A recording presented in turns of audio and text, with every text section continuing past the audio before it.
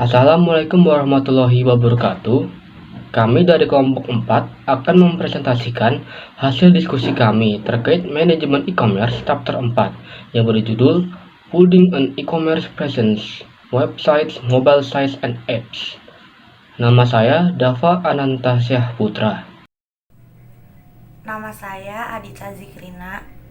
Perkenalkan, nama saya Hafiz Gaza. Dalam membangun kehadiran e-commerce, dibutuhkan pemahaman bisnis, teknologi, dan isu-isu sosial yang tajam sebagaimana halnya dengan pendekatan sistematis. E-commerce merupakan singkatan dari electronic commerce atau perdagangan elektronik. Adalah aktivitas jual atau beli dengan memanfaatkan jaringan komunikasi elektronik atau internet. Baik antara penjual atau pembeli harus terhubung dengan internet untuk melakukan transaksi. E-commerce sebagai aplikasi dan penerapan e-bisnis yang mendukung transaksi komersial seperti 1. Transfer biaya elektronik, 2. SCM, Supply Chain Management, 3. Pemasaran elektronik atau e-marketing, 4. Internet banking, 5. Proses transaksi online, dan 6. Pertukaran data elektronik atau Electronic Data Interchange (EDI). Model e-commerce di Indonesia terdapat 3 macam. Yang pertama adalah iklan baris. Iklan baris adalah informasi yang ditujukan untuk membujuk atau mendorong khalayak ramai agar tertarik dengan barang dan jasa yang ditawarkan dalam bentuk beberapa kolom yang sangat terbatas sehingga penulisannya menggunakan singkatan-singkatan demi menghemat tempat dan biaya. Iklan baris dapat ditemukan di dalam surat kabar. Yang kedua adalah retail. Retail adalah semua aktivitas pemasaran produk yang melibatkan penjualan barang secara langsung ke tangan konsumen akhir untuk penggunaan pribadi dan bukan untuk diperjualkan kembali. Contohnya ada Transmart, Giant, Carrefour, dan lain-lain. Yang ketiga adalah marketplace. Marketplace adalah sebuah website atau aplikasi online yang memfasilitasi kegiatan jual beli dari berbagai toko, yang memberikan sistem keamanan dari berbagai transaksi dan menyediakan berbagai macam metode pembayaran seperti transfer ATM, kartu debit atau kredit, m-banking, aplikasi uang elektronik seperti Dana, OVO, dan GoPay, kemitraan seperti Indomaret atau Alfamart, dan rekening bersama. Kunci sukses dalam e-commerce yang pertama adalah memberikan harga yang kompetitif. Yang kedua, layanan pembelian yang responsif, cepat, dan ramah. Yang ketiga, memberikan penawaran khusus, kupon atau diskon. Yang keempat, memberikan garansi perlindungan barang saat dikirimkan dengan kurir. Yang kelima, mendapatkan feedback atau umpan balik dan ulasan yang baik dari konsumen. E-commerce memiliki kelebihan dan kelemahan. Kelebihan yang pertama adalah pertukaran data atau informasi yang jauh lebih mudah. Yang kedua, meningkatkan value dan customer loyalty. Yang ketiga, meningkatkan daya saing perusahaan. Yang keempat, meningkatkan efisiensi dan efektivitas perusahaan dalam pemasaran. Kelemahan yang dimiliki oleh e-commerce yang pertama adalah budaya pasar yang menolak perdagangan elektronik, artinya tidak bisa menyentuh atau mencoba suatu produk. Kelemahan yang kedua adalah undang-undang yang mengatur kegiatan e-commerce belum jelas. Yang ketiga, ketergantungan pada teknologi informasi dan komunikasi. Yang keempat, pengiriman sering tidak dapat waktu dan sulitnya jangkauan daerah pengiriman. Untuk menyusun strategi bisnis dan memahami fokus usaha, kita dapat melakukan analisis SWOT. Analisis SWOT yang pertama adalah strength atau kekuatan. Kita dapat menilai seberapa besar kekuatan yang dimiliki oleh perusahaan dengan cara yang pertama adalah pemahaman untuk memenuhi arus kebutuhan pasar. Yang kedua, pendekatan bisnis yang unik. Dan yang ketiga, personalisasi perusahaan yang baik. Analisis SWOT yang kedua adalah weaknesses atau kelemahan. Kelemahan yang dimiliki oleh perusahaan disebabkan oleh yang pertama adalah sumber keuangan yang terbatas. Yang kedua, pengetahuan dan pengalaman tentang e-marketing yang masih terbatas. Analisis SWOT yang ketiga adalah opportunity atau peluang. Peluang yang dimiliki oleh perusahaan yaitu yang pertama, kemampuan untuk memenuhi kebutuhan pasar yang tidak terbatas. Yang kedua, menguasai pangsa pasar. Yang ketiga, mengembangkan jaringan perusahaan. Analisis SWOT yang terakhir adalah threat atau tantangan. Tantangan yang akan dihadapi oleh perusahaan yang pertama adalah ide produk dapat ditiru oleh pesaing. Yang kedua, laju perkembangan teknologi yang sangat cepat. Dan yang ketiga, biaya masuk pasar yang sangat rendah. Sebelum merencanakan dan membangun e-commerce, kita harus memiliki visi tentang apa yang ingin kita capai dan bagaimana cara menggapainya. Visi dalam membangun e-commerce itu ada 5. Yang pertama adalah identifikasi dari target audience. Yang kedua adalah karakteristik dari uang pasar. Yang ketiga, analisis strategis. Yang keempat, matriks pemasaran internet. Dan yang kelima, waktu pengembangan. Berikut ini adalah langkah-langkah dalam membangun e-commerce. Langkah yang pertama adalah set strategi, yaitu menyusun suatu strategi dengan berpegang pada prinsip untuk memudahkan konsumen melakukan transaksi dengan perusahaan.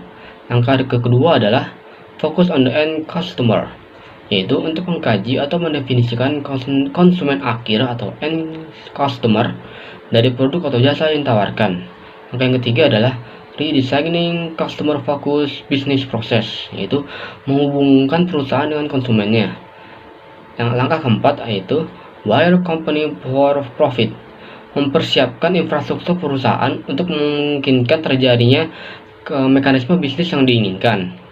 Langkah yang kelima adalah foster customer loyalty, yaitu loyalitas konsumen dapat meningkatkan profitabilitas perusahaan. Model revenue adalah suatu bisnis yang dijalankan baik oleh perusahaan maupun perseorangan dengan memperoleh pendapatan dari transaksi penjualan barang dan jasa. Model pertama revenue yaitu advertising. Pada model advertising, revenue atau pendapatan diperoleh dari biaya pemasangan jasa iklan untuk memperluas jaringan pemasaran dari produk customer. Program yang bisa dipakai yaitu PPC, pay per click, dan CPM, cost per mile. Contoh dari advertising yaitu AdSense.com, Votive.com, dan Google Ads. Model kedua revenue yaitu subscriptions. Pada model subscriptions, revenue atau pendapatan diperoleh dari biaya perlangganan dari customer, misalnya seperti pada konten ataupun service. Contoh dari subscription ini yaitu Spotify, Netflix, Joox, dan Hook. Model ketiga revenue yaitu model transaction fee.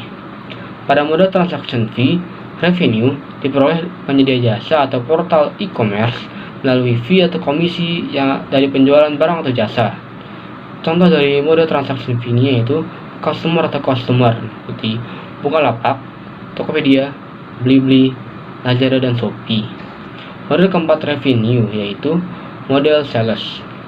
Pada model sales, revenue diperoleh dari keuntungan barang dan jasa. Revenue dari sales model ini dapat diperoleh dari penjualan barang secara fisik seperti buku-buku, barang-barang elektronik, komputer, dan lain-lain. Revenue dari model sales ini juga dapat menjual produk yang bersifat tidak fisik seperti atau elektronik seperti e-book atau video yang dapat di-download melalui web.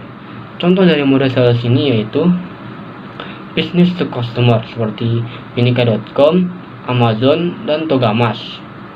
Model kelima revenue yaitu affiliate.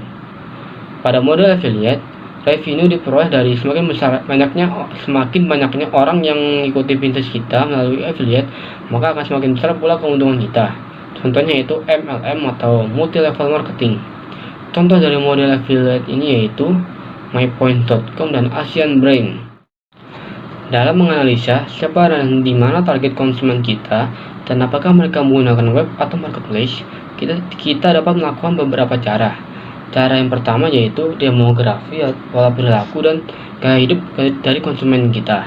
Cara kedua, pola konsumsi saat ini, apakah mereka melakukan pembelian secara online ataupun offline. Cara ketiga, pola penggunaan digital. Cara keempat, preferensi pembuatan konten seperti blog, jaring sosial, dan situs seperti Pinterest. Dan cara yang kelima yaitu personas pembeli, profil atau ciri khas seperti apa konsumen yang kita cari. Industri e-commerce memiliki peran penting dalam menciptakan sebuah lingkungan pasar yang kompetitif atau disebut dengan pasar persaingan sempurna. Pasar persaingan sempurna adalah situasi pasar di mana pembeli dan penjual berada dalam pasar yang bersifat homogen. Tidak ada monopoli pada harga komoditas yang dijual dalam pasar tersebut. Semua dalam kendali pembeli dan penjual masing-masing. Berikut ini adalah 4 karakteristik utama yang ada dalam pasar persaingan sempurna. Karakteristik yang pertama yaitu kebanyakan penjual adalah perusahaan kecil. Pasar persaingan sempurna mengandung sejumlah besar perusahaan kecil, relatif kecil dibandingkan dengan ukuran keseluruhan pasar. Hal ini untuk memastikan bahwa tidak ada satupun perusahaan yang dapat melakukan kontrol pasar atas harga dan kuantitas. Karakteristik yang kedua yaitu produk identik homogen yang dijual oleh semua perusahaan. Setiap perusahaan dalam pasar persaingan sempurna menjual produk yang sama atau biasa disebut barang homogen. Secara khusus, pembeli tidak dapat mengetahui perusahaan mana yang menghasilkan produk tertentu. Tidak ada nama merek ataupun fitur pembeda yang membedakan produk dengan perusahaan. Karakteristik ketiga, mobilitas sumber daya yang sempurna atau kebebasan masuk dan keluar dari industri. Perusahaan dengan pasar persaingan sempurna dapat memperoleh tenaga kerja, modal, dan sumber daya apapun yang dibutuhkan tanpa penundaan dan tanpa pembatasan. Tidak ada diskriminasi rasial, etnis, ataupun gender. Karakteristik keempat, pengetahuan sempurna tentang harga dan kualitas antara penjual dan pembeli.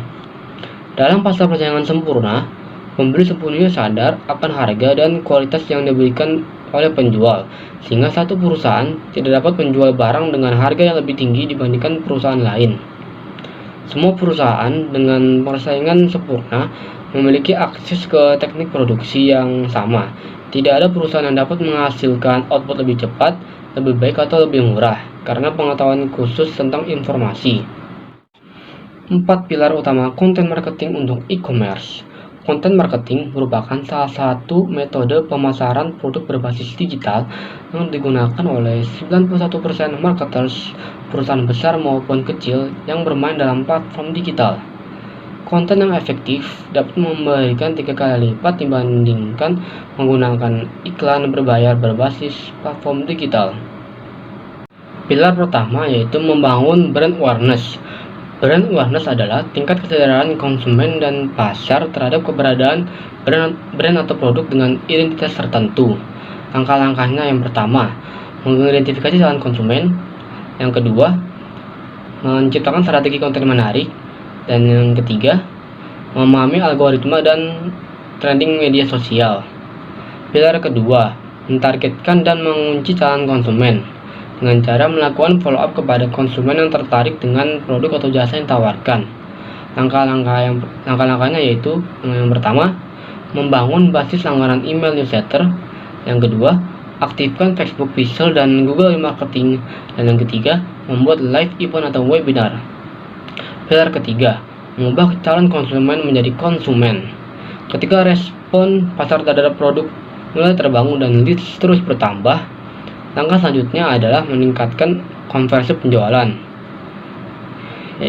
Langkah-langkahnya yaitu memberikan garansi produk untuk menumbuhkan kepercayaan konsumen. Yang kedua, testimonial meningkatkan testimoni dari orang-orang terkenal seperti endorse, artis, public figure, dan selebgram. Langkah ketiga, demonstrasi produk, menjelaskan kualitas dan kelebihan produk secara detail. Yang langkah keempat, sensational offer, yaitu penawaran yang ditawarkan kepada konsumen dengan pengeluaran lebih sedikit tapi memberikan manfaat yang banyak. Langkah yang kelima yaitu fleksibilitas, kemudahan pelanggan untuk mendapatkan produk. Pilar yang keempat yaitu mempertahankan loyalitas konsumen dengan cara menjaga kualitas produk, komunikasi yang baik dengan konsumen, dan penawaran istimewa untuk konsumen setia. Sistem siklus hidup pengembangan atau SDLC adalah suatu metodologi untuk memahami tujuan bisnis dari sistem apapun dan merancang solusi yang tepat. Mengadopsi metodologi SDLC tidak menjamin kesuksesan, tapi jauh lebih baik dibandingkan tidak memiliki rencana sama sekali. Memilih software dan hardware. Selain tempat penyimpanan, fungsi web server juga sebagai perangkat lunak yang melayani permintaan browser. Nah, dasar fungsionalitas yang disediakan oleh server web itu antara lain ada memastikan semua modul yang dibutuhkan itu tersedia dan siap digunakan, terus membersihkan penyimpanan dan modul yang udah nggak kepake, melakukan pemeriksaan keamanan terhadap request yang dikirimkan dari browser. Alat situs manajemen. Nah, di alat situs manajemen itu ada web hosting. Web hosting itu layanan online untuk mengonlinekan website atau aplikasi web yang ada di internet. Yang kedua itu ada web design. Itu tuh istilah umum yang digunain buat mencakup gimana isi web konten yang ditampilin di website. Yang ketiga itu ada web developer. Ini itu seseorang yang berhubungan dengan pembuatan suatu website. Lalu ada web designer. Web designer itu adalah seseorang yang bekerja dengan unsur-unsur visual pada suatu website. Lalu ada yang kelima itu webmaster. Nah, si webmaster ini tuh yang nantinya bakal nge-manage website, menjaga biar websitenya itu bisa selalu diakses, terus biar nggak down juga servernya. Lalu ada alat generasi dinamis halaman. Fungsinya itu yang pertama menghasilkan biaya dan profitabilitas keunggulan dibandingkan perdagangan tradisional. Yang kedua itu menurunkan biaya menu. Yang ketiga itu menjual produk yang sama untuk pasar yang berbeda. Dan yang terakhir itu penggunaan sistem manajemen konten.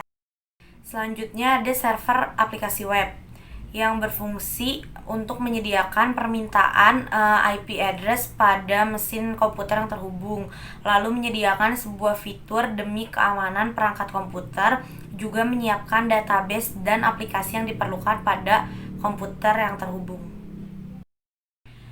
Lalu ada e-commerce software server pedagang. Yang pertama itu ada keranjang online. Nah, keranjang online itu fitur situs e-commerce yang menyimpan informasi tentang barang yang dipilih untuk dibeli. Kata lainnya ini fungsinya mirip sama keranjang-keranjang yang disediain di pusat perbelanjaan. Nah, ini tuh bedanya cuma bentuknya aja online gitu untuk belanja online. Yang kedua ada katalog online. Nah, katalog online ini adalah sistem informasi yang ditampilkan secara elektronik yang berisi daftar, jenis, spesifikasi, serta harga dari barang atau jasa yang kita jual. Lalu ada lagi kartu kredit online. Kartu kredit online itu adalah produk perbankan yang ditujukan untuk keperluan konsumtif. Nah, pertumbuhan kartu kredit ini tergolong jadi berkembangnya pesat banget sejak adanya e-commerce. Open source software. Nah, software yang ini tuh dapat dimiliki dengan cara mengambil atau mendownload secara gratis dari internet yang kode softwarenya dipublikasikan ke publik atau ke pengguna internet lainnya. Lalu ada platform perangkat keras. Yang pertama itu ada dari sisi permintaan. Nah, faktor yang paling penting itu mempengaruhi kecepatan situs e-commerce-nya ya dari sisi permintaan ini yang customer masukin di situs kita. Lalu ada sisi penawaran. Sisi penawaran itu tuh untuk memperkirakan permintaan di situs e-commerce kita. Jadi kita perlu mempertimbangkan gimana sih caranya untuk meningkatkan kualitas penawaran untuk memenuhi permintaan dari customer. Lalu ada situs peralatan e-commerce lainnya. Nah, ada juga desain situs web, pertimbangan bisnis dasar. Yang pertama itu kegunaan, yang kedua kemudahan pembelian, lalu informasi, multi browser, kemudahan penggunaan, navigasi yang berlebih, grafis sederhana, dan teks terbaca. Alat untuk optimasi situs web. ada meta tag, judul, isi halaman. Nah, ini tuh digunakan dalam argumen pencarian. Ada juga mengidentifikasi ceruk pasar. Ini tuh digunakan untuk menarik kelompok-kelompok pada periode tertentu. Lalu ada juga penawaran keahlian. Nah, di penawaran keahlian ini tujuannya untuk mendorong seseorang agar pergi ke web situs kita untuk mencari bantuan atau mencari bimbingan. Ada juga beli iklan. Nah, beli iklan ini tujuannya untuk upaya optimasi mencari dengan kata kunci. Ada juga dapat dihubungkan. Nah, ini tuh mendorong situs lain untuk berhubungan dengan situs kita. Lalu ada juga lokal e-commerce. Nah, lokal e-commerce ini dengan tujuan mengembangkan pasar-pasar nasional. Alat untuk interaktivitas dan konten aktif. Yang pertama itu ada a Common Gateway Interface. Yang kedua itu ada Server Page Aktif. Ada juga JavaScript. Lalu ada Cold Fusion dan ada Java Server Page.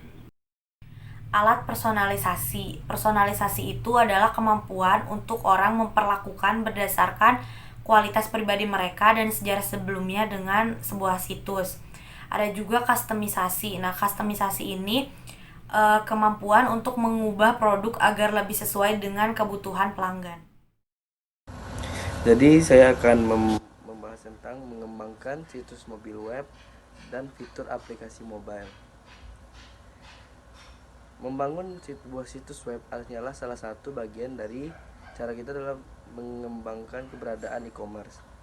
Mengingat bahwa 143 juta pengguna internet, hampir 60% dari semua pengguna internet yang menggunakan akses web, setidaknya sebagian dari waktu dari perangkat mobile perusahaan saat ini. Kebutuhan untuk mengembangkan situs web mobile, aplikasi mobile web, serta aplikasi asli dalam rangka untuk berinteraksi dengan pelanggan, pemasok, dan karyawan.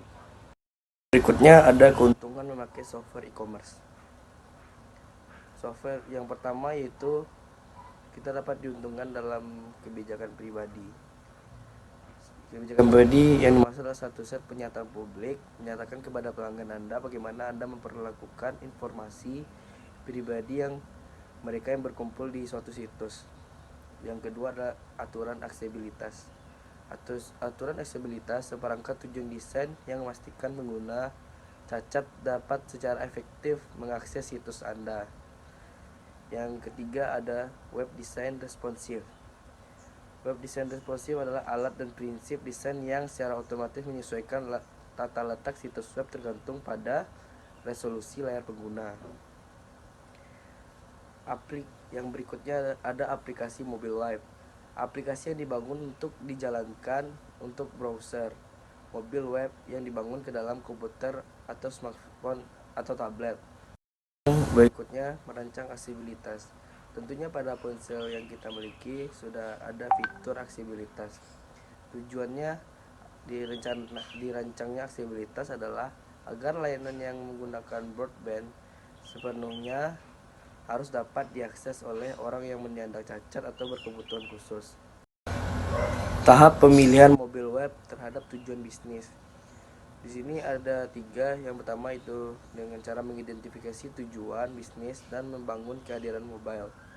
Yang kedua, merancang dan membangun sistem. 3. Mempertimbangkan mana mobil yang bisa mengembangkan. Berikutnya ada itu pertimbangan desain mobil web. Yaitu yang pertama adalah hardware yang berbeda, kendala platform, harapan konsumen, grafis yang kuat, opsi yang bervariasi, dan dengan meminimalkan ukuran file. Berikutnya itu fitur yang harus diperhitungkan untuk merancang kehadiran ponsel web. Fitur perangkat keras. Aplikasi untuk mobil platform yaitu hardware ponsel lebih kecil dan ada lebih banyak keterbatasan sumber daya dalam data. Yaitu contohnya penyimpanan dan pengolahan daya yang tidak cukup pada ponsel atau mobil platform. Fitur berikutnya itu konektivitas. Platform mobile dibatasi oleh kecepatan koneksi lebih lambat dari situs desktop yang web. Ponsel layar jauh lebih kecil dan memerlukan beberapa penyederhanaan. Fitur tampilan. Beberapa layar tidak baik di bawah sinar matahari. Teknologi layar sentuh memperkenalkan rutinitas interaksi baru yang berbeda dari sebelumnya. Antarmuka, mouse tradisional dan keyboard. Platform mobil bukan data yang baik. Alat masuk tapi dapat menjadi alat navigasi yang baik. Kinerja dan biaya pertimbangan. Proses yang paling efisien pada saat ini yaitu membangun sebuah situs. Contoh pertama menggunakan desain web responsif. Membangun kehadiran mobile di lingkungan sekitar. Yang pertama pengembangan aplikasi mobile dan web mobile. 2. Membuat fitur berbasis lokasi. Yang ketiga memberikan layanan yang sesuai dengan smart screen. 4. Dapat layanan transaksi. Perilaku mobile. Perilaku mobile terlihat ketika bagaimana mereka atau konsumen melakukan browsing. Berikutnya, aplikasi akan mengetahui bagaimana konsumen dalam meneliti produk. Mobile dapat merampingkan proses dan membuat mereka lebih formeja atau lebih simple. Berikutnya adalah penjualan menggunakan sistem e-commerce akan mengalami peningkatan bisnis yang cukup baik.